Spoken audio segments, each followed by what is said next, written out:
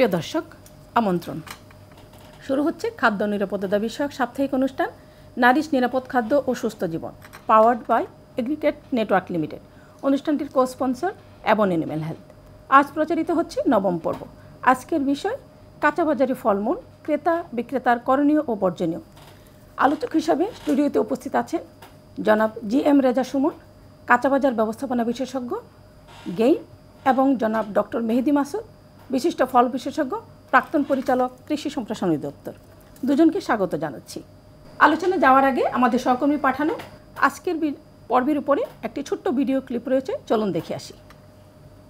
নিরাপদ খাদ্য ও সুস্থ জীবন অনুষ্ঠানে আপনাদের সবাইকে স্বাগত জানাচ্ছি। দর্শক, আপনারা ইতিমধ্যে জেনে গেছেন আজ আমাদের অনুষ্ঠানের নবম পর্ব, এবং আজকের পর্বের বিষয় কাঁচাবাজারে ফলমূল, ক্রেতা বিক্রেতাদের করণীয় ও বর্জনীয়। দর্শক, কাঁচাবাজারে ফলমূল ক্রয় বিক্রয় নিয়ে ক্রেতা বিক্রেতারা কী ভাবছেন, চলুন তা জেনে নেওয়া যাক। আমাদের ফলগুলো আনি হলে আমরা বাদামতলি থেকে মাল আনি, ভালো মালে আনি। মাল আনি আমরা এখানে দোকানে লাগাই। দোকানে লাগানোর পরে যেগুলো ধরেন একটু নিয়ম টিয়ম পরে ওগুলো আমরা সাইড করে রেখে দিই। গরিব যদি আসে ওগুলো ওকে দিয়ে দিই। রাস্তার পাশে দোকানদারি করি, ধুলাবালু পরে, এই জন্য আমরা সবসময় পরিষ্কার রাখার চেষ্টা করি, কারণ কাস্টমারের জন্য আমাদের বদনামি যেন না করতে পারে, কমপ্লেন যেন না দিতে পারে। দেশের মাঝে সরকার নাই, রুজি রোজগারের রাস্তা নাই। রুজি আপনি করতে পারলে আপনি সে জায়গার দেশে নিতে পারবেন। আপনি রুজি না করলে তো আপনি আদাসে নিতেই কষ্ট হয়। 2008-এর আগে যা বেচাকিনি হয়েছে এর থেকে সাইডানি বেচাকিনি হয় এখন। আর এখন মালের দাম বেশি। আগে চালান লাগছে কম, এখন চালান লাগে বেশি। একমাত্র পেঁপেটা খালি হিট দেয়, বুঝলেন, ওই আগুনের হিট, আর কিছু না। ওটা কোনো অসুবিধা হয় না। যেমন আগে চুচ্চা মুচ্চা দিত, দিত, এখন ওগুলি বন্ধ হয়ে গেছে সব। এখন সব তো আধুনিক যুগ। ওই হিটে দেওয়া যেটা ভালো হয় পাকে, আর যেটা না পাকে ওটা তরকারিতে আলাদা গাছে বেঁচে আলায়। ফলগুলো দেখি এটা আমি চকচকা দেখে কিনে ওর বাসায় যাওয়ার পরে এটা একটু আবার এটা ভিজাই রাখি, একটু এটা করি, মানে এইভাবে আর কি বাচ্চাদের খাওয়ানো হয়। এটা তো আমাদের লাভ হয় না, এটা তো আবার ক্ষতিই বেশি হচ্ছে। ক্ষতি বেশি হচ্ছে মেডিসিন দিয়ে এগুলো রাখছে, এই কারণেই বলছি। খুব সিম্পল একটা বিষয়। ইন্ডিয়া থেকে আপনার ফুড যেহেতু অন্য অন্য দেশে, সেটা স্ক্যান মেশিনে যদি একটা পোকা পাওয়া যায়, সেটা ওই দেশ ইন্ডিয়ান ফুডস বন্ধ করে দেয়। আর আমাদের দেশে পোকার জিনিস বিক্রি হয় এটা আলাদা জায়গায় আলাদা করে। বাইরে থেকে যেহেতু ইম্পোর্ট করে আসে, কত টাকা ইম্পোর্ট হচ্ছে এবং এটা বিক্রি নির্ধারণ থাকবে যে এত টাকায় আপেল, এত টাকায় আঙ্গুর, এত টাকায় আনার, এই ফলটা এইভাবে টাকায় বিক্রি হবে। তাহলে মানুষ আর আতঙ্কের মধ্যে থাকবে না। বাজারের সব ফলেই দেখা যায় একবারে অনেক সুন্দর, সবই কিনতে মন চায়, কোনটা ফরমালিন মুক্ত কোনটা ফরমালিন যুক্ত এখন সেটা বলাটা আমাদের জন্য মুশকিল। আমাদের হাতে তো আর কোনো মেশিন নাই যে আমরা মেশিন দিয়ে মেপে মেপে কিনবো। মানুষ যদি সচেতন না হয়, ব্যবসায়ীরা যদি সচেতন না হয়, তাহলে আমরা তো ভালো খাবারটা পাবো না। তারা যদি আমাদের সাথে 2 নম্বরই করে, আমাদের তো কিছু করার থাকে না, কারণ আমরা হচ্ছি ভুক্তভোগী। তো মার্কেটের ভিতরে যদি হচ্ছে গিয়ে এই ফলের দোকানগুলো নিয়ে যাওয়া হয়, তাহলে এই ফলের বাহিরে যে আবার ধুলোবালির কণাটা যে আমরা মানে খালি চোখে দেখতে পাই না, ওইটার পরিমাণটা কমে আসবে, ফলের গুণগত মানটাও ভালো থাকবে। এই ফলগুলো খেলে মানুষের স্বাস্থ্য ভালো থাকবে। প্রিয় দর্শক, কাঁচা বাজারের ফলমূল ক্রয় বিক্রয় নিয়ে ক্রেতা বিক্রেতাদের ভাবনাটা কি তা আমরা জেনে নিলাম। মহাখালী ফলের বাজার থেকে মোহাম্মদ শফিকুল ইসলাম, নিরাপদ খাদ্য সুস্থ জীবন, এশিয়ান টিভি, ঢাকা। ডক্টর মেহেদি মাসুদ, আমরা ভিডিওর একজন ক্রেতা বলছিলেন যে ফলগুলো চকচকে দেখে উনি কিনেন, তারপর বাসায় যেয়ে ভিজিয়ে রাখেন, বাচ্চাকে খাওয়ান, তারপরে উনি কিন্তু শঙ্কিত যে এটাতে মেডিসিন লাগানো থাকে। আপনি একজন ফল বিশেষজ্ঞ হিসাবে আপনি কি তাই মনে করেন যে ফল এবং ফলমূল কেনার সময় আসলে ক্রেতাকে সচেতন থাকা কেন জরুরি, এবং নিরাপদ ফল কেনার ক্ষেত্রে ক্রেতার করণীয় বা কী কী একটু যদি আপনি বলতেন। ধন্যবাদ।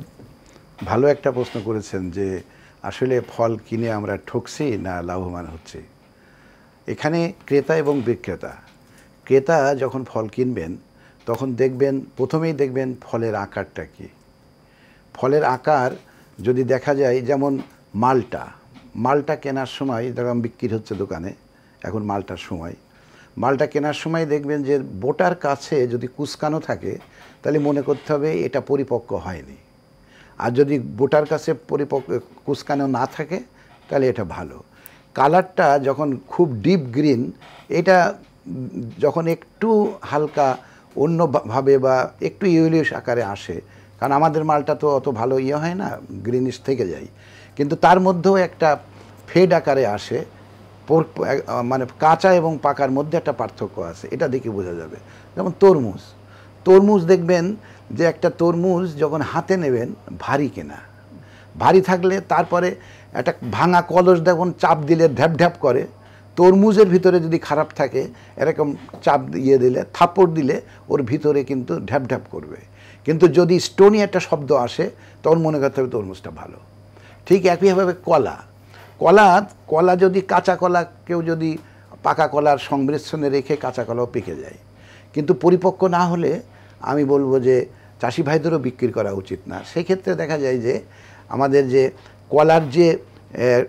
কলার যে শিরা আছে উপর দিয়ে রিব বলি, এই রিবগুলো ঠিক মিলিয়ে গেছে কিনা, এই যদি মিলিয়ে যায় তাহলে মনে করতে হবে এটা পরিপক্ক। এই জন্য কেনার সময় আমাদের যে কনজিউমার ভাইরা ওনারাই ঠিক করতে পারেন। ওনারা যদি এই রিব দেখা যায় এই কলাগুলো না কেনেন, পরবর্তীতে দেখা যাবে যে পরিপক্ক কলাই বাজারে বিক্রি হচ্ছে, এবং পরিপক্ক কলার স্বাদ এবং কালার এটা দুটোই সুন্দর। এই জন্য আমরা আকার, তারপরে তার পরিপক্কতা এবং তার খুব বেশি চকচকে হলে না কেনাই ভালো। কারণ অনেক সময় তেল মালিশ চকচক করে, যেমন মালটাই। এরকম প্রতারণার হাত থেকে আমি বিক্রেতা ভাইদেরকে বলবো যে আপনারাও এরকম মানুষকে চিট করবেন না। আবার যারা ক্রেতা যদি এরকম না কেনেন তাহলেও তারা আর মিশাতে পারবেন। ধন্যবাদ ডক্টর মেহেদী মাসুদ। জনাব জিএম রেজা সুমন, আপনারা বহুদিন ধরে কাঁচাবাজারে ফলমূল এবং সবজির উপর কাজ করে যাচ্ছেন। আমরা ভিডিওতে দেখলাম যে একজন বলছিলেন যে কাঁচাবাজারের ফলমূল রাখার জায়গাটা নিরাপদ হওয়া খুবই জরুরি। আপনার কাছে জানতে চাই যে কাঁচাবাজারে ফলমূলের নিরাপত্তা নিশ্চিত করা কতটা জরুরি, এবং স্বাস্থ্যসম্মত কাঁচাবাজার তৈরি করার ক্ষেত্রে কী কী উদ্যোগ নেওয়া যেতে পারে বলে আপনি মনে করেন? জি, চমৎকার। আসলে এটা আমাদের যে কাঁচা বাজারে কাজ করার যে অভিজ্ঞতা, সেখান থেকে যদি আমরা শুরু থেকে বলি, যে ফলমূলে যে সবাই বলছে যে ফলমূল কেনার যে এবং খাওয়ারের প্রবণতা, এটা আসলে আমাদের মানুষের কি একটা হেলদি চয়েস হিসেবে আমরা বিবেচনা করি। কিন্তু এই যে ফলটা যে খাচ্ছি, এই ফলটা আসলে কতটুকু নিরাপদ? স্যার যে বললেন যে বিভিন্ন ধরনের উপাদান যেটা চকচক করছে, হয়তো দেখতে ভালো লাগতেছে, কিন্তু এই ফলমূল খেয়েও কিন্তু আমাদের ভিতরে কি হচ্ছে, যদি অনিরাপদ ফলটা আমরা খাই তাহলে আমাদের ভিতরে কি হয়, দীর্ঘমেয়াদী বিভিন্ন ধরনের রোগ প্রতিরোধ ক্ষমতা হ্রাস হয়ে যায়। আমাদের ক্যান্সার থেকে শুরু করে অনেক ধরনের রোগ ব্যাধি আমরা আক্রান্ত হতে পারি। বিশেষ করে শিশু এবং মায়েদের ক্ষেত্রে এই ঝুঁকিটা বেশি থাকে। কাঁচা বাজার একটা অন্যতম গুরুত্বপূর্ণ জায়গা। আপনি জানেন যে আমরা একটা গবেষণায় দেখেছি যে শুধু ঢাকা শহরেরই প্রায় 85% পরিবার তারা দৈনন্দিন যে তাদের ফলমূল থেকে শুরু করে নিত্য প্রয়োজনীয় যে সবজি, শাকসবজি, মাছ, মাংসের জন্য কাঁচা বাজারের উপর নির্ভরশীল। কারণ কি? কারণ তারা ভাবে যে এই কাঁচা বাজারে যে জিনিসগুলো পাওয়া যায় সেগুলো খুব সতেজ থাকে, নিরাপদ থাকে, এবং কম, যদি অপেক্ষাকৃত কম মূল্যে তারা কিন্তু এটা পায়। কারণ আমাদের এখানে সুপার শপে যদি যান আপনি, সেখানের তুলনায় এখানে কিন্তু অনেক ধরনের মানে খুব তাজা এবং সবজি পাচ্ছেন, ফলমূলও পাচ্ছেন। কিন্তু এই ফলটা কিন্তু আপনার যদি রাসায়নিক উপাদান মেলানো হয়, এবং এখানে যদি বিভিন্ন ধরনের ধুলাবালি, যদি ময়লা এবং অনিরাপদ পানি, যেটা বলছি অস্বাস্থ্যকর পানি, যেটা কাঁচা বাজারে খুব তীব্র আকারে আমরা পর্যবেক্ষণ করেছি। তো একটা স্বাস্থ্যসম্মত বাজার যদি কাঁচা বাজার তৈরি করতে হয়, সেক্ষেত্রে আসলে পুরো বাজারের যে কাঠামোগত ইনফ্রাস্ট্রাকচার আমরা বলি, এই ইনফ্রাস্ট্রাকচারের ডেভেলপমেন্ট করা খুব জরুরি। যে বাজারটাকে দেখালো সেটাকে আমরা অনেক বেশি ইনফ্রাস্ট্রাকচারের উপর ফোকাস করেছি, এবং বাজারটাকে অনেক বেশি স্বাস্থ্যসম্মত করার ক্ষেত্রে এই বিভিন্ন ধরনের উদ্যোগ আমরা নিয়েছি। ধন্যবাদ জনাব জিএম রেজা সুমন। একটা মেহেদী মাসুদ, আপনার কাছে আবারও আসতে চাই যে সাধারণ ভোক্তাদের মাঝে একটা খুবই কমন ধারণা যে ফল পাকাতে ক্ষতিকর রাসায়নিক, তারপরে কার্বাইড অথবা ফরমালিন মেশানো হয়। এই বিষয়টা আসলে কতটুকু বিজ্ঞানসম্মত বা বাস্তবিক, অথবা সাধারণ মানুষ বা কনজিউমার যারা, এটা তারা বুঝবেই বা কীভাবে? আপনি একজন বিশেষজ্ঞ হিসাবে কী মনে করেন? ধন্যবাদ। আসলে এই ফলে কোনো কিছু মিশিয়ে বিক্রি করে কিনা বা পাকানোর জন্য মেশাই কিনা, এটা বোঝার আগে বোঝা উচিত যে আমাদের ফল পাকে কিভাবে। একটা ফল যখন পরিপক্ক হয়, ওর ভিতরে ইথিলিন গ্যাস তৈরি হয় ন্যাচারালি। এই ইথিলিন গ্যাস যখন তৈরি হয় তখন ওটা পাকা শুরু করে, অর্থাৎ ওর ভিতরে কেমিক্যাল চেঞ্জ হয়। এই কারণে সাধারণত ফল দুই রকম, একটা হচ্ছে ক্লাইমেট্রিক, যেমন আমাদের বলা হয় যে আম, কলা, আবার নন ক্লাইমেট্রিক, যেমন আমাদের আনারস বা সাইট্রাস। এখন ক্লাইমেট্রিক যে সমস্ত ফলগুলো আছে সেগুলো পরিপক্ক হলে ওর ভিতরে কেমিক্যাল রিয়াকশান হয়ে আপনার সুগার থেকে ইথাইল অ্যালকোহল তৈরি হয়, আর ইথাইল অ্যালকোহলটাই কিন্তু বলা হয় ইথিলিন। এখন এই যে ইথিলিন প্রোডাকশন যদি না হতো নিজে থেকে, কোনো দিন ফল পাকতো না। এখন এই যে ফল পাকানোর জন্য কেউ যদি রেকমেন্ডেড ডোজে যদি ইথিলিন ব্যবহার করে, যেমন সারা পৃথিবীতে কোনো কলা এমনি এমনি পাকে না। পৃথিবীর সমস্ত কলা তারা ইথিলিন চেম্বারে পাকায় বা রাইপেনিং চেম্বারে পাকায়, কারণ কন্টিনিউয়াস একটা ফ্লো এবং মার্কেটের ডিমান্ড অনুযায়ী কেউ হয়তো 1 লক্ষ কলা এক রাতে পাকায়, কেউ 2 লক্ষ কলা পাকায়, এইভাবে মার্কেটিং চেনটা তারা ধরে রাখে। এই জন্য রিকমেন্ডেড যেমন 500 ppm ব্যবহার করে কেউ যদি ইথিলিন চেম্বারে কলা পাকায়, এইভাবে পাকানো উচিত। This is the application of science in agriculture. কিন্তু আমাদের দেশে বলা হয় আমে ফরমালিন ব্যবহার করে, এটা ঠিক না। আমে কেউ ফরমালিন ব্যবহার করে না, আমাদের দেশে কেউ ফরমালিন ব্যবহার করে না। ওকে, ধন্যবাদ। আরেকটা জিনিস যে আমরা অনেক সময় দেখি যে সুপার শপ, আগোরা বা স্বপ্নবনাতে অনেক সময় ফলের সিজনে মার্ক করা থাকে যে এটা সেফ, নিরাপদ, এই ধরনের যে লেবেলিংগুলো দেওয়া থাকে, এটা আসলে একজন সাধারণ কনজিউমার কিভাবে বুঝবে যে আসলে এই লেবেল মানে এটা নিরাপদ ফল? আপনি একজন বিশেষজ্ঞ হিসেবে আমাদের নিরাপদ খাদ্য কর্তৃপক্ষ এই জিনিসটাই করার আমাদের সরকার চেষ্টা করছে যে ফলগুলোকে কিভাবে নিরাপদ রাখা যায় এবং কনজিউমারদের কীভাবে আস্থা বাড়ানো যায়। এই জন্য সেখানে যদি একটা ট্যাগ ব্যবহার করা হয় যে এই ফলটা কোথায় তৈরি, এর ট্রেসিবিলিটি কী, অর্থাৎ কি কি জিনিস ব্যবহার করে এটা তৈরি হয়েছে, অর্থাৎ কতবার কীটনাশক ব্যবহার, কি সার ব্যবহার করা হয়েছে, কি ব্যাগিং করা হয়েছে কিনা। যেমন আমাদের পেয়ারা ব্যাগিং করে করা হয়, এই জন্য আমাদের পেয়ারা এখন 100% ওটা নিরাপদ। আবার আম যেটা হলুদ বাজারে পাওয়া যাচ্ছে, এটাও ব্যাগিং করে তৈরি হয়। তা আমি বলবো যে সমস্ত ব্যাগের মধ্যে তৈরি হয় এগুলো নিরাপদ। ধন্যবাদ আপনাকে। জনাব GM রাজা সামন, আপনার কাছে আবারও আসতে চাই যে কাঁচাবাজারি ফলমূল সহ অন্যান্য খাদ্য বিক্রয়ের ক্ষেত্রে আসলে বিক্রেতা এবং বাজার কমিটি কী ধরনের ভূমিকা নিতে পারে একটা স্বাস্থ্যসম্মত বাজার তৈরি করতে? এখানে আসলে বলবো যে আমি বাজার কমিটি একটা খুব গুরুত্বপূর্ণ ভূমিকা পালন করে। আমরা আসলে যেসব বাজারে কাজ করেছি সেখানে দেখেছি বাজার কমিটি তারা হচ্ছে কি করে, সচেতনতার জন্য বিভিন্ন ধরনের অ্যাওয়ারনেস কার্যক্রম করছে তার বিক্রেতাদেরকে সচেতন করার জন্য। এবং আমরা যখন কাজ করেছি আমরা দেখলাম যে এখানে কিছু CCTV ক্যামেরা আমরা সেট আপ করে দিয়েছি। আমরা পাবলিক অ্যানাউন্সমেন্ট সিস্টেম যেটা মার্কেটে, যে ওই একটা জায়গা থেকে দেখে তারা মনিটরিং করতে পারবে যে কোনো বিক্রেতা কোনো ধরনের অনিরাপদ খাবার বিক্রি করছে কিনা। এছাড়া আমরা কিন্তু কাজ করেছি যে বিক্রেতারা কিন্তু তারা চায়, তাদের কাঠামোগত যে বিষয়টা স্যার যেটা বললেন খুবই গুরুত্বপূর্ণ, ডিজিটাল ট্রেসিবিলিটিতে থাকলে এবং কোনো যদি QR কোড আমরা ব্যবহার করতে পারি তাহলে ক্রেতারা কিন্তু সহজেই সেটা আইডেন্টিফাই করতে পারবে। সো বাজার কমিটি এখানে একটা খুব গুরুত্বপূর্ণ ভূমিকা পালন করে। বিক্রেতারা কিন্তু তারা সচেতন এবং তারা চায় যে ভালো জিনিসটাই কাস্টমারকে দেওয়ার জন্য। এটা হয়তো আমাদের সবার জন্যই উপকার। ওকে, ধন্যবাদ। ধন্যবাদ GM রাজা, অনেক সুন্দর বলেছেন। সময় হলো ছোট্ট একটা বিজ্ঞাপন বিরতি, আমাদের সাথেই থাকুন।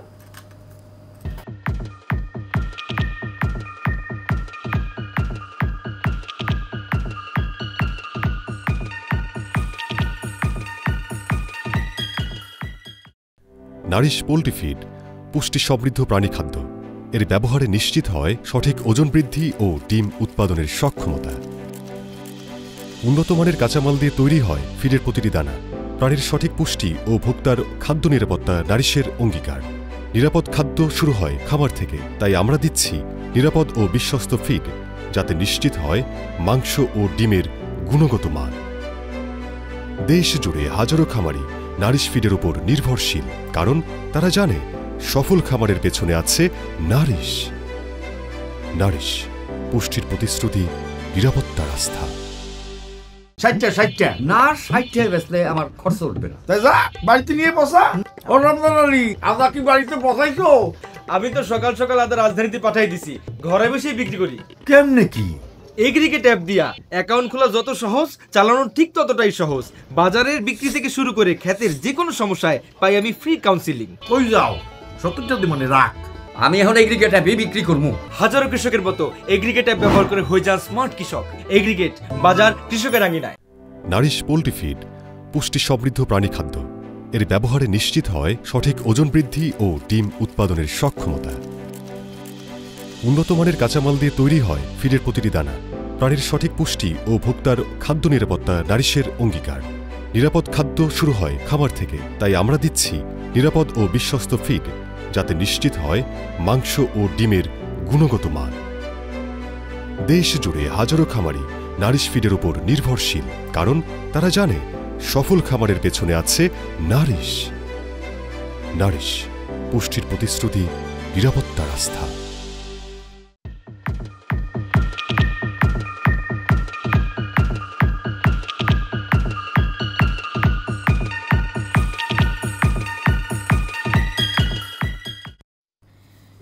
বিরতির পর আবারও আমন্ত্রণ। দর্শক, আপনারা দেখছেন নারিশ নিরাপদ খাদ্য ও সুস্থ জীবন, powered by Agrigate Network Limited. অনুষ্ঠানটির co sponsor Avon animal health. শুধু দর্শক, বরাবরের মতো এবারও আপনাদের জন্য স্ক্রিনে রয়েছে একটি কুইজ দেওয়া রয়েছে। স্ক্রিনে দেওয়া হোয়াটসঅ্যাপ নম্বরে কুইজটির সঠিক উত্তর আগামী বুধবারের মধ্যে পাঠিয়ে দিন। সঠিক উত্তর দাদাদের মধ্য থেকে সেরা 3 জন পাবেন আকর্ষণীয় পুরস্কার। হ্যাঁ, ডক্টর মেহেদি মাসুদ, আবারও আপনার কাছে আসতে চাই। এবার একটা জিনিস আসলে আমরা জানতে চাই যে ফল সংরক্ষণ এবং পরিবহনের ক্ষেত্রে যদি কোনো ভুল হয়, সেক্ষেত্রে আসলে ফলের পুষ্টিমান এবং নিরাপত্তা কতটুকু নষ্ট হয় বা কীভাবে নষ্ট হতে পারে? হ্যাঁ, ভালো বলেছেন। আসলে ফল পরিবহনের আগে ফল যে হারভেস্ট করা হয়, যেমন আম হারভেস্ট গাছ থেকে করতে হবে এবং বোটা সহ করে উপুর করে রেখে তারপরে এটা পরিবহনের জন্য যে কার্টুন সেটা ব্যবহার করতে হবে। পরিবহনে যদি ধাক্কা লাগে একটা ফলের সঙ্গে আর একটা ফলে লাগলে হয়তো বাহ্যিক দেখা যাচ্ছে যে এটা ঠিক আছে, কিন্তু ভিতরে মাইক্রো ইনজুরি হয়। আর যেখানে মাইক্রো ইনজুরি হয় সেখানেই কিন্তু কোনো রোগ জীবাণু এবং একটা সোর্স অফ ইনফেকশন শুরু হয়। এই জন্য পরিবহনের ক্ষেত্রে আমাদের সতর্কতা থাকতে হবে। সতর্ক এমনভাবে থাকতে হবে যেন এর ওয়েট লস না হয়, ব্যাগিংটা ভালো থাকে এবং কার্টুনটা এমনভাবে সাজানো থাকে এবং একই ট্রাকে বা একই কন্টেনারে যেন খুব বেশি ওভারলোড না আমরা না করি। এবং ভালো রাস্তায় আস্তে আস্তে ট্রাক ড্রাইভারকে বলতে হবে যেন সব ফলগুলো মানে ছোট, মানে যেমন পোলট্রি বাচ্চা ক্যারি করে ওইভাবে ক্যারি করে দোকান পর্যন্ত নিয়ে যাওয়ার জন্য। আর যখন ট্রাক থেকে আনলোড হবে সেখানে একইভাবে সেখানে হ্যান্ডলিং করতে হবে ভালো করে, এবং যেন যদি কোনো ফল নষ্ট হয় একসঙ্গে যেন মিশ্রিত অবস্থায় আমরা দোকানে না পাঠাই। সেখানে আলাদা নষ্ট ফলগুলো আলাদা, ভালো ফলগুলো সর্টিং করে তারপরে দোকানে ব্যবহার মানে বিক্রির জন্য রাখতে হবে। দোকানে বিক্রির জন্য রাখার সময়ও যেন আমরা মানে ওজনে না কমায় ফাঁকি দিই এবং আমরা কনজিউমারদের যেন আস্থা বলি যে হ্যাঁ এখানে কোনো কিছু মেশানো হয়নি, আপনারা নিরাপদ এটা গ্রহণ করতে পারেন। আচ্ছা, এই যে সংরক্ষণ বা পরিবহনে তাপমাত্রার বিষয়টা আসলে তাপমাত্রা এখন আমাদের তো কুল চেম্বার বা ফ্রিজিং ভ্যান ওইভাবে ক্যারি করা তো সম্ভব না, কারণ আমাদের অনেক দোকানেও ওইভাবে টেম্পারেচার মেনটেন করা হয় না, বিশেষ করে ফলের দোকানে। এজন্য আমাদের নর্মাল টেম্পারেচারে যেটা আছে, যেহেতু ট্রপিক্যাল কান্ট্রি, আমাদের ফলগুলো আমাদের দেশেই তৈরি, এই জন্য নষ্ট হবে না যদি আমরা ঠিকমতো আপনার পোস্ট হারভেস্ট প্রসেসিংটা করি। পোস্ট হারভেস্ট প্রসেসিং কি, ফলগুলো যখন আমরা কার্টুনে ভরবো তখন যদি একটা পরিষ্কার পানি অর্থাৎ আয়োনাইজড ওয়াটার দিয়ে যদি আমরা সুন্দর করে এটা ধুয়ে নিই, তাহলে এই যে তার চকচকে ভাবটা, মানে একদম গার্ডেন ফ্রেশ যে ভাবটা, সেটা কিন্তু দোকান পর্যন্ত বজায় থাকবে। ধন্যবাদ। আর আবারও আপনার কাছে জানতে চাই যে এই তো ফলটা ধরে নিয়ে আসলো, এত কষ্ট করে ধুয়ে ঝরিয়ে দিয়ে নিয়ে আসলো, এরপরে আসলে বিক্রেতার কাছে যখন আসলো তখন আসলে একজন বিক্রেতার কী করণীয়, এবং বিক্রেতা যদি সে আনএথিক্যাল কিছু করে, এটার জন্য আসলে আমাদের এখন কোনো বিদ্যমান কোনো আইন বা নীতি আছে কিনা? মোট কথা যে ফল বিক্রির সময় আসলে বিক্রেতার কী করণীয়? আসলে এই যে কার্বাইড বা ফরমালিন মেশায়, এটা আমরা তো অনেক দেখেছি এবং ফলের উপরে গত 15 বছর ধরে আছি। আমি কাউকে দেখিনি যে ফলে ফরমালিন বা কার্বাইড মিশাতে, কারণ এই কার্বাইড বা ফরমালিন কিনতে তো পয়সা লাগবে, আর ওইটা সংরক্ষণ করার জন্য এটা মেশানোর তো দরকার নেই। আর যেটা আমাদের ব্যবহার করে আমাদের কৃষি অফিসের মাধ্যমে পরামর্শ নিয়ে, সেটা হচ্ছে ইথিলিন বা ইথরেল, যেটা রাইপেনিংয়ে সাহায্য করে। আমি তো বললাম যেটা 500 ppm কেউ যদি ব্যবহার করে এটা কোনো দোষের না, এটা এইভাবেই পাকানোর নিয়ম। আরেকটা হচ্ছে ফলের দোকানদার কখনোই ওজনে কম দেবেন না। আর মানে কনজিউমারদের আস্থা অর্জন করার জন্য ওনারা পারিপার্শ্বিক, যেমন অনেকে পেঁপে বিক্রি করার আগে দেখেছি যে পানিতে ধুয়ে নেয়, এই পানিটা খারাপ। আর এই পানিটাই একটু ওই যে বেশি মিষ্টি চিনির চেয়ে 500 গুণ বেশি মিষ্টি স্যাকারিন, ওই স্যাকারিন একটু দিয়ে দেয় কয়েক ফোঁটা, এখন মিঠিয়ে নিলেই ওই পেঁপে কেটে দেয়, মনে হয় গুড়ির মতো মিষ্টি। আসলে আমি যারা বিক্রেতা ভাই তাদেরকে বলবো কোনো অবস্থাতেই পেঁপে বা কোনো সিরিঞ্জ দিয়ে বা তরমুজ এর ভিতরে স্যাকারিন মিশ্রিত পানি যেন না মেশায়। ধন্যবাদ।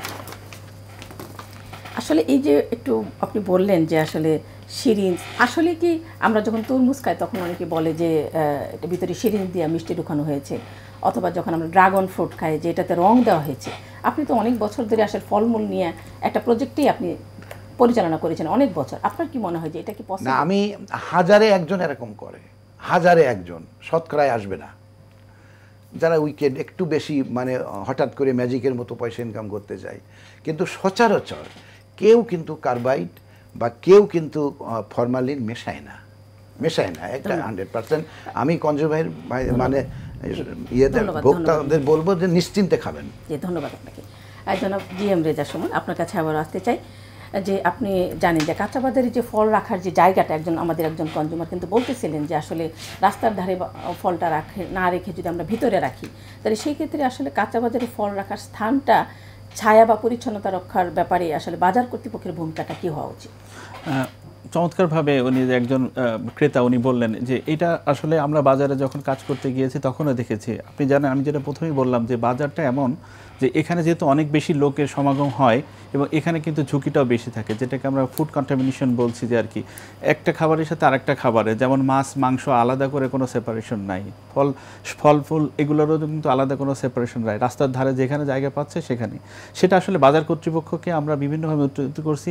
শুধু বাজার কর্তৃপক্ষ, আপনি জানেন যে আমাদের ঢাকাতে যে সিটি কর্পোরেশনের যে মার্কেটগুলো আছে এগুলো অথরিটি সিটি কর্পোরেশনের সাথেও এই কাজটা আমরা সমন্বিতভাবে করার চেষ্টা করেছি।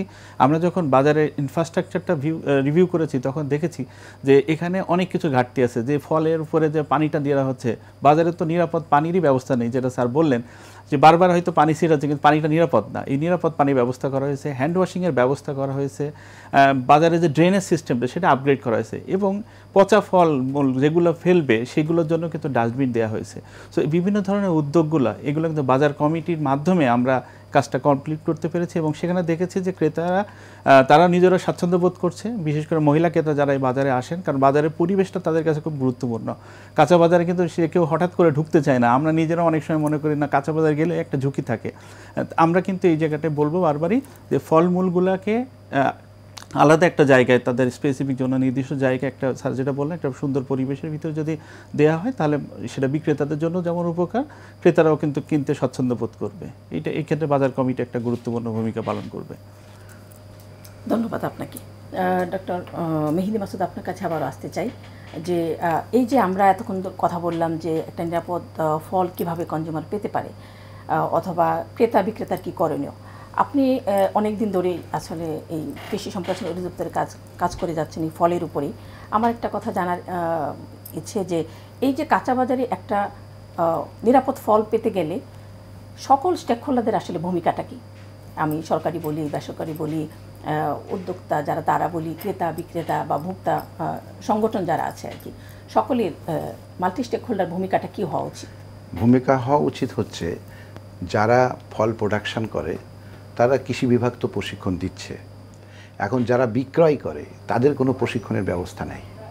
তাহলে যারা বিক্রয় করে তাদের যদি আমরা প্রশিক্ষণের ব্যবস্থা করতে পারি, এবং কিভাবে ফলগুলোকে বেশি দিন মানে কোনো কিছু না মিশিয়ে রাখা যায় এবং কোনো ক্ষতিকর অবস্থায় না এনে এই ফলগুলো আমরা মানে ভোক্তাদের কাছে পৌঁছাতে পারি, সেই বিষয়ে ভালো আমরা প্রশিক্ষণ দিতে পারি। আর একটা হচ্ছে যে যেটা বললেন যে মার্কেটিং ডিপার্টমেন্ট যেটা করছে যে বাজারের পরিচ্ছন্নতা করা, তারপরে ওয়েস্ট প্রোডাক্টগুলো একটা নির্দিষ্ট জায়গায় ফেলা, এবং সেই ওয়েস্ট ম্যানেজমেন্ট বাংলাদেশে নাই। এই পর্যায়ে আমাদের আসতে হবে, কারণ আমাদের যে লক্ষ লক্ষ টন ওয়েস্ট হচ্ছে এই যে সবজি এবং ফলমূল থেকে, সেইগুলোকে কালেকশন করে সেইটাকে রিসাইকেল করে আমরা কিভাবে শুধু গ্যাস না, সেখান থেকে আমরা ম্যানিউর তৈরি করতে পারি, কম্পোস্ট তৈরি করতে পারি, এই ব্যাপারে অতি দ্রুত ব্যবস্থা নিতে হবে। নয়তো এই যে ওখান থেকে মিথেন গ্যাস তৈরি হয়ে বাতাসে গ্রিনহাউস গ্যাস তৈরি করছে, কার্বন ডাইঅক্সাইড তৈরি হয়ে পরিবেশকে নষ্ট করছে, এইগুলোকে কিভাবে আমরা ইউটিলাইজ করতে পারি। অর্থাৎ এই পরিত্যক্ত যে পরিমাণ, আমরা বলি যে 35 থেকে 40% ফল নষ্ট হয়, এই নষ্ট ফলগুলোকেই আমরা কিভাবে রিসাইকেল করে আমাদের কাজে লাগাতে পারি, এই ব্যবস্থা আমাদেরকে করতে হবে। জনাব জিএম রেজা সুমন, আপনার কাছে একই প্রশ্ন আমার, যে আসলে একটা স্বাস্থ্যসম্মত কাঁচা বাজার তৈরিতে অংশীজনদের ভূমিকা কী হওয়া উচিত, সেটা সরকার, বেসরকারি, আপনাদের মতো যারা আর্থিক সহায়তা সংস্থা রয়েছে, ভোক্তা সংগঠনগুলো রয়েছে, সবাই মিলে আসলে কীভাবে আমরা একটা নিরাপদ কাঁচা বাজার তৈরি করতে পারি ফল মূলের জন্য? আমি এক্ষেত্রে একটা কথাই বলবো যে আমাদের অ্যাকাউন্টেবিলিটির জায়গাটাকে আরেকটু সবার ভিতর থেকেই আসতে হবে এটা, কারণ এখানে কর্তৃপক্ষ আছে, এখানে যেমন সিটি কর্পোরেশন আছে, বাংলাদেশ ফুড সেফটি অথরিটি আছে আপনি জানেন, তারপরে বাজার কমিটি আছে, ক্রেতা আছে, বিক্রেতা আছে, সমন্বিতভাবে সবাই মিলে যদি একসাথে এইটা বসায়, আমরা এরকম অনেকগুলো মিটিং আয়োজন করেছিলাম। বাট এটা বলবো যে এই বাজারগুলোকে কিন্তু কাঁচা বাজার যেহেতু প্রতিদিন মানুষের, এখানে সবার সম্মিলিত অংশগ্রহণ এবং শুধুমাত্র মোবাইল কোড অথবা জরিমানা করে এই ব্যবস্থার কিন্তু উন্নয়ন করা যাবে না, এখানে অ্যাওয়ারনেসটা করতে হবে, নিজেদের সচেতন করতে হবে। শেষ প্রশ্ন একটু, যে আমরা আজকে যে বিষয়ভিত্তিক আলোচনাটা করতে চাই, আসলে একটা নিরাপদ ফল পেতে গেলে একজন ক্রেতা বা বিক্রেতার কী কী জিনিসগুলো আসলে বর্জন করা উচিত? অল্প করে একটু আপনি বলেন, তারপর আমি যেটা বলবো যে বাইরে যে অনেক সময় আমরা কম দামের এবং ধুলাবালির ভিতরে আছে কিন্তু দাম কম, এই দেখে যে আমরা ফলটা কিনবো, সেই ক্ষেত্রে সচেতন, চকচকে দেখলেই যে সেটাকে খুব ভালো ফল, এটাকে আমরা আসলে বর্জন করার চেষ্টা করবো। বিক্রেতারাকে বলবো যে এখানে আপনারা নিজে না খেলেও আপনার পরিবার কিন্তু কোনো না কোনো থেকে এই খাবারটা কিনে খাচ্ছে, ফলটা কিনে খাচ্ছে, তো সেই ক্ষেত্রে নিজেদের সচেতনতাটা অনেক বেশি দরকার। এই ক্ষেত্রে আমাদেরকে সবাইকে সচেতন হতে হবে কেনার সময় এবং বিক্রি করার সময়, উভয় ক্ষেত্রে। ধন্যবাদ। হ্যাঁ, আমি বলবো যে ভোক্তাদের চেয়ে যারা বিক্রেতা তাদের গুরুত্ব বেশি, কারণ তাদের বাই এক্সপেরিয়েন্স তারা কিন্তু অনেক বোঝে যে কোনটা পরিপক্ক কোনটা পরিপক্ক না। তারা যদি যখন কেনার সময় পরিপক্ক ফলগুলোই তারা বিক্রির জন্য কেনে, তাহলে আর কোনো ভোক্তা ঠকবে না। আর যারা ক্রেতা ভাইদের বন্ধুদের বলবো যে আপনাদের চিনতে হবে কোনটা ভালো কোনটা মন্দ। যে কথাগুলো বলছিলাম, যেমন ড্রাগন ফল এখন বলে সকাল সন্ধ্যা ড্রাগন ফল, একদিকে সবুজ একদিকে লাল, তা আমরা সকাল সন্ধ্যা ড্রাগন ফল কিনবো না, আমরা সব দিকে সমান লাল এমন কিনবো। আবার সকাল সন্ধ্যা যেদিকে নিচের দিকে পড়ে, সূর্যের আলো যদি না দেয় সেদিকে সবুজ থাকতে পারে। তাহলে আমি একেবারে 1 কেজি বা আধা কেজি ওজনের ড্রাগন ফল না কিনে আমি কিনবো, ঠিক আছে, সব 1 পোয়া বা 200 গ্রামের ড্রাগন ফল কিনবো, সকল দিকে একই রকম। এইভাবে ক্রেতারাই কিন্তু বাজারটা ঠিক করে ফেলতে পারে যে কোনো ভেজাল বা কোনো কন্টামিনেশন। দর্শকদের উদ্দেশ্যে অল্প সময় একটু কিছু বলেন জনাব জিএম রেজা সুমন। না, আমি যেটা বলবো যে এখনো পর্যন্ত যেহেতু কাঁচা বাজারটা আমাদের কাছের জন্য সবচেয়ে সতেজ এবং আমাদের জন্য সাধ্যের ভিতরে আমরা এখানে বাজারটা করতে পারি, যারা বিক্রেতা আছেন তাদেরকেও বারবারই বলছি আমরা যে তারা ফলটা যেটা বিক্রি করবেন সেটার জন্য সবার কথা চিন্তা করে বিক্রি করেন। ক্রেতাদেরকে বলবো যে আপনারা দাম কম দেখে যে কোনো ফল কেনার ক্ষেত্রে আপনারা একটু সচেতন থাকবেন, এই বিষয়টা আমি বারবার বলবো যেখানে দামটা। আর আমি বলবো ক্রেতা ভাইদের, সেটা হচ্ছে আপনারা দেশি ফল বেশি কিনবেন, বিদেশি ফল বর্জন করবেন, কারণ বিদেশি ফলের পাতলা খোসা যেগুলো সেগুলো মোটেই খাবেন না। আর দেশি ফল আমাদের আমড়া, পেয়ারা, পেঁপে, কলা, জাম, লিচু, আম, কত ধরনের ভ্যারাইটি সব সময় আছে। এই দেশি ফল কেনা শুরু করলেই, দেশি ফল খাওয়া অভ্যেস করলেই আমাদের এই সমস্ত ঝামেলাটা থাকবে না। আবার 50-60 হাজার কোটি টাকার যে ফল আমদানি সেটাও আর করা লাগবে না। ধন্যবাদ আপনাদের দুজনকে, আপনাদের শত ব্যস্ততার মধ্যে আমাদেরকে সময় দেওয়ার জন্য। আমরা অনুষ্ঠানের একদমই শেষ পর্যায়ে চলে এসেছি। প্রিয় দর্শক, গুজব, ভুল বা আংশিক কোনো ধারণা নয়, বরং সমাজের বাস্তব প্রেক্ষাপট এবং বিজ্ঞানভিত্তিক তথ্যের মাধ্যমে দেশের মানুষকে সচেতন করাই হলো এই অনুষ্ঠানের মূল লক্ষ্য। দেখা হবে আগামী অনুষ্ঠানে এই সময়ে অন্য কোনো বিষয়। সেই পর্যন্ত সবাই ভালো থাকুন। আল্লাহ হাফেজ।